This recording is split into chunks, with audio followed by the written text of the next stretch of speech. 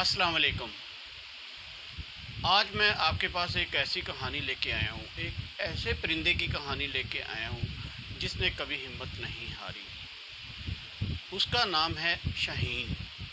शाहीन की उम्र होती है 70 साल और 40 साल तक जब ये उम्र का होता है तो इसकी चोंच जो टेढ़ी हो जाती है, इसके पर जो काम करना छोड़ जाते हैं, जिस्म के साथ लग जाते हैं और इसके पंजे वो इतने नाकारा हो जाते हैं कि शिकार को दबोच नहीं सकते। तो इसके लिए इसके दो ही रास्ते बचते हैं इसके पास। या तो वो अपनी ज़िंदगी से हार के अपने लिए मौत का रास्ता चुन ले, या फिर मेहनत करके अपने लिए 30 साल और स्ट्रगल कर ले। तो आपके ज़हन में भी आ रहा है कि वो क्या करेगा। यकीनन, क्योंकि जिस परिंदे ने कभी ज़िंदगी में हार ना हारी हो तो वो क्या करेगा। वो सबसे पहले हिम्मत का दरवाज़ा खटखटाएगा और हिम्मत से काम लेगा। वो क्या करता है, 5 महीनों के लिए पहाड़ों में चला जाता है। सबसे पहले अपनी चोंच को पहाड़ों पे पत्थरों के साथ मारता है। कुछ दिन मेहनत करने के बाद, मारने के बाद उसकी चोंच जो टूट जाती है।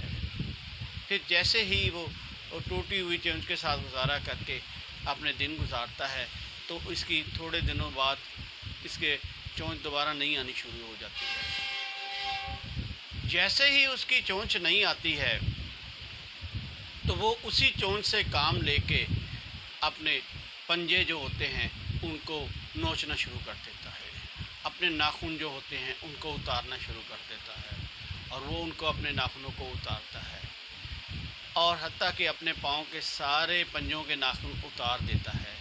उतारने के बाद जब वो देखता है कि अब मेरे पंजे नाखून भी उतर गए हैं सारे, तो उसके बाद वो थोड़ा सा रेस्ट करता है। साथ ही उसके जब नए पंजे आते हैं तो उसके बाद अपनी चोंच से मदद लेते हुए अपने परों को भी नोचना शुरू कर देता है।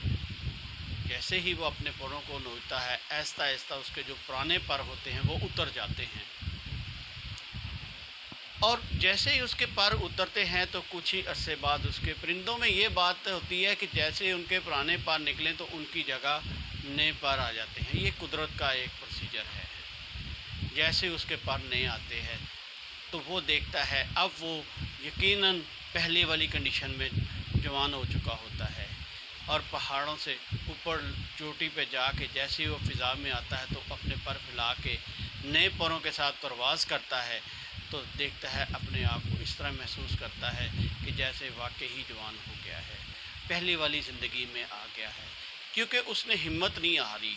उसके लिए दो ही रास्ते बचे थे कि या तो वो मौत को कबूल कर लेता या फिर वो हिम्मत करके अपनी ज़िंदगी को बढ़ा लेता। उसने अपनी हिम्मत बढ़ाई और अपने नए पंजों के साथ, नए परों के साथ, नए सब चोंच के साथ उसने अपनी लाइफ बना ली।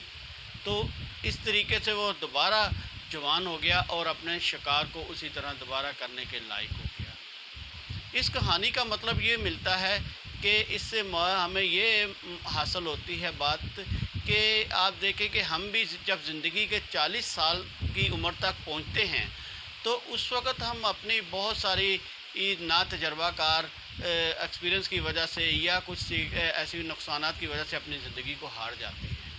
और जब 40 साल की उम्र तक पहुंचते हैं तो हमें बुढ़ापा इतना वाज़िया होना शुरू हो जाता है जैसे कि हम बहुत ज़्यादा बूढ़े हो गए। मगर आप 40 साल की उम्र में जब आके इस शाहीन की तरह अपने दूसरे रास्ते को अपनाएं तो आप भी खासी अच्छी ज़िंदगी गुजार सकते हैं। आप सोच रहे होंगे कि किस तरीके से गुजारी जाए। अब वो तो एक परिंदा था, मगर परिंदा की इस कहानी से हमें ये सीखना है कि उस परिंदे ने, इतने छोटे से परिंदे ने कुदरत ने उसको ये सिखा दिया। तो हम तो अल्लाह ताला की अशरफुल मखलूक हैं। हम इनसे ज़्यादा हिम्मत रख के अपने आप की अपनी ज़िंदगी को बेहतर बना सकते हैं।